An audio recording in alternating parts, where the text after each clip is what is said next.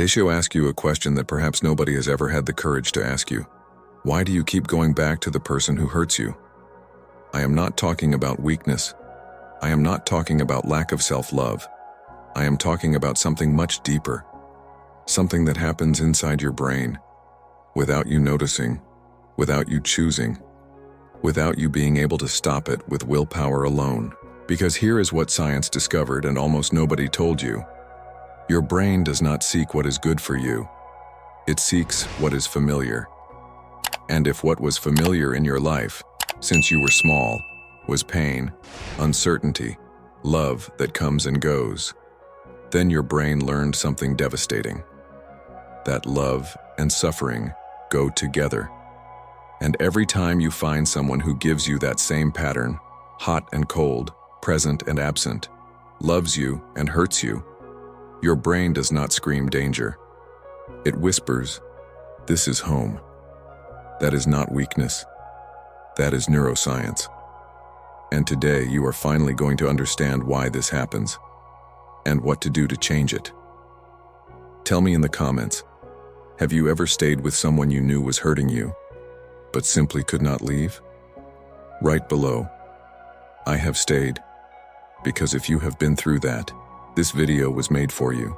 Subscribe to the channel right now, because every week there is content that will change the way you understand your own mind. Let's begin. Before we go any further, I need you to understand something that most people spend their entire lives never learning. You are not broken. You are not weak. You are not incapable of love. You are simply running a program that was installed in you before you were old enough to question it, before you even had words for what you were feeling, before you understood that what was happening around you was not normal, because it was the only normal you had ever known. And that program, written in the earliest years of your life, is still running today, quietly, automatically, invisibly, shaping who you are drawn to, what you tolerate, what feels like love, what feels like home. And until you understand where that program came from and why it keeps playing, you will keep finding yourself in the same place. Different person, same pain. That ends today. In the 1980s, a psychologist named Donald Dutton conducted a study that changed the way we understand human attachment forever. He placed participants on a high, unstable suspension bridge, one that swayed and shifted, triggering physical anxiety responses, elevated heart rate, shallow breathing, heightened arousal. Then an attractive researcher approached them. Later, on a stable, low bridge, the same researcher approached different participants in a calm, neutral state. The results were extraordinary. The people on the high bridge, the ones whose bodies were flooded with anxiety and arousal, were significantly more likely to feel attraction toward the researcher. They confused the feeling of fear with the feeling of desire. Their brain took the physical sensation of danger and labeled it as connection. This is called misattribution of arousal, and it explains something crucial about why you are drawn to people who make you feel unstable. The anxiety they produce in you, the uncertainty, the hot and cold, the wondering where you stand, does not feel like a warning signal. It feels like chemistry. It feels like intensity. It feels like something real. Because your brain cannot always tell the difference between the electricity of genuine love and the electricity of fear. Now let's go deeper. Because the suspension bridge explains the chemistry, but it does not explain why some people are more vulnerable to this pattern than others. Why do some people seem to move through relationships with relative ease, while others find themselves repeatedly drawn to the same painful dynamic, with the same type of person again and again? The answer lies in what psychologists call attachment theory. In the 1960s, a British psychiatrist named John Bowlby made a discovery that would reshape the entire field of psychology.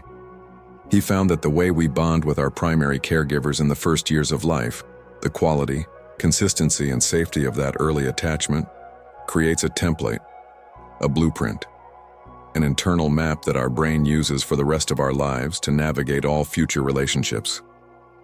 If your earliest attachment was secure, if your needs were met consistently, if love felt safe and reliable, if the people who were supposed to protect you actually did, then your brain built a map that says, relationships are safe. People can be trusted. Love does not have to hurt. But if your earliest attachment was inconsistent, if love came with conditions, if affection was unpredictable, if the people you needed most sometimes hurt you, ignored you, or were simply not there, then your brain built a very different map. A map that says, this is what love feels like. Uncertain, earned, conditional, painful. And that map, built when you were too young to question it, becomes your baseline, your normal, your home. Here is where it gets even more profound, and this is the part that most people find the hardest to accept. The brain does not simply record early experiences, it seeks to repeat them, not to punish you, not because you deserve pain, but because the brain is a pattern recognition machine, and its deepest drive is not happiness, it is resolution.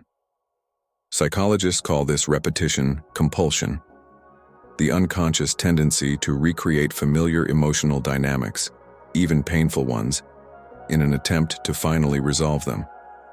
Think about that for a moment.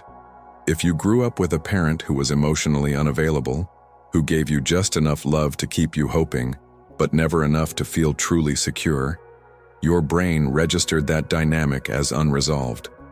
And unresolved things demand resolution. So your brain goes looking for someone who feels familiar, someone who activates that same dynamic, someone who is just close enough to pull you in, and just distant enough to keep you reaching. And when you find that person, there is a pull that feels almost magnetic, because it is not just attraction, it is your brain saying, here is the chance to finally fix what was broken. Here is the chance to finally be enough. Here is the chance to finally make someone who feels like home choose to stay. But there is something else happening underneath all of this. Something chemical, something biological, something that makes the cycle almost physically addictive. When you are in a relationship characterized by inconsistency, by someone who sometimes gives you warmth and connection and then pulls away, your brain releases dopamine. Not when you receive the love, but when you are anticipating it. Studies show that intermittent reinforcement, reward that comes unpredictably, sometimes yes and sometimes no, produces more dopamine than consistent reward. This is the same mechanism that makes gambling addictive. The slot machine that pays out every time is boring. The slot machine that pays out sometimes unpredictably, randomly, is impossible to walk away from, because every pull of the lever is charged with possibility, and every moment of coldness from someone you love, followed by a moment of warmth, is the same. Your brain floods with dopamine when they finally text back, when they finally say something kind, when they finally pull you close after days of distance, and that flood feels like relief. It feels like proof that the love is real. It feels like winning. Even though nothing has changed, even though the pattern will repeat, even though tomorrow the coldness will return. Your brain does not care. It got its hit, and now it wants another. This is why willpower alone cannot break this cycle. This is why you can know, intellectually, completely, without any doubt, that someone is not good for you, and still not be able to leave, because you are not fighting a bad decision. You are fighting a neurological addiction. You are fighting an attachment system that was wired before you had language. You are fighting a brain that has confused familiarity with safety and intensity with love for so long that it no longer knows the difference. And telling someone in this situation to just leave, to just choose better, to just love themselves more, is like telling someone with a broken leg to just walk it off. It misses the point entirely. Healing does not begin with a decision. It begins with understanding. And understanding begins with this: what happened to you was not your fault. The wiring was not your choice.